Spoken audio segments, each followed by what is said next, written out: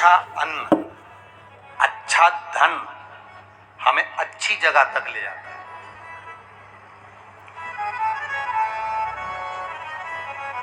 कभी कभी किसी के पाँव की चप्पल पड़ी हुई थी, तुम्हारी चली गई मंदिर में से, तुम दूसरे की पहन गए।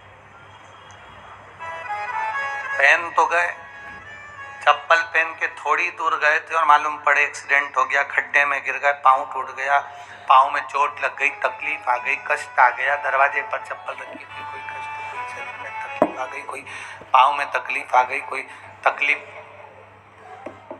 कोई कष्ट आ गया, कोई तकलीफ आ गई। अब आप विचार कर रहे हो मैंने तो कभी किसी का बुरा करा ही नहीं, मैंने तो कभी किसी का बुरा करा ही नहीं, फिर तकलीफ क्यों आई? तकलीफ आने का कारण केवल इतना था कि दूसरे के पांव की पादुका जिस पर काल मंडरा रहा था वो तेरे पांव में आ गई, वो चली, उसका दुख तुझे भोगना, उसका कष्ट तुझे भोगना, कोई दूसरा नहीं भोगेगा, भोगना तुझे। शिव महापुराण की कथा कहती है 3 चीजों से दूर रहना, दूसरे की 3 चीजें हमारे पास नहीं आना चाहिए। पांव की चप्पल, जूता, दूसरे नंबर पर छाता, तीसरे नंबर पर मांग का टीका। ये 3 चीजों से थोड़ी सी दूरी बनाकर चलना, इन 3 चीजों से थोड़ी सी। किसी के पांव की चप्पल हमारे पांव में ना आए, किसी के पांव की पादुका, किसी का जूता चप्पल हमारे पास ना आए, इसका स्मरण रखें।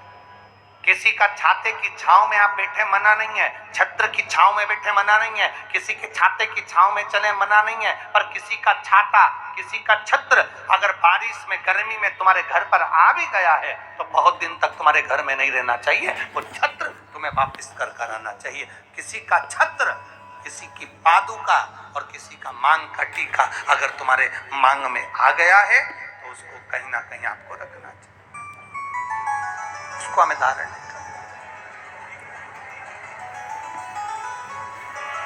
अच्छा, आपके स्मरण में है एक बात, यहाँ होता है कि नहीं होता, महाराष्ट्र का तो हमको स्मरण नहीं है ऐसा, पर हमारे उधर का हम बता सकते हैं कि जब कोई मरता है, मरने के बाद में जो 12वें के दिन पंडित जी पूजन कराते हैं या 13वें के दिन कराते हैं या 10वें के दिन कराते हैं तो उसमें पद दिया जाता है। पद में छाता भी दिया जाता है, चप्पल भी चप्पल, और हाँ आप भोजन करो, लंगर चखो, सब कुछ करो।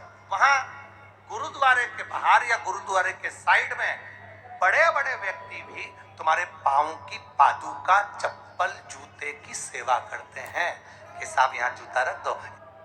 श्री शिवाय नमस्तुभ्यम, हर हर महादेव। आपको हमारे चैनल में ऐसी और वीडियो देखने के लिए हमारे चैनल को सब्सक्राइब कर ले और नोटिफिकेशन बेल ऑल कर ले।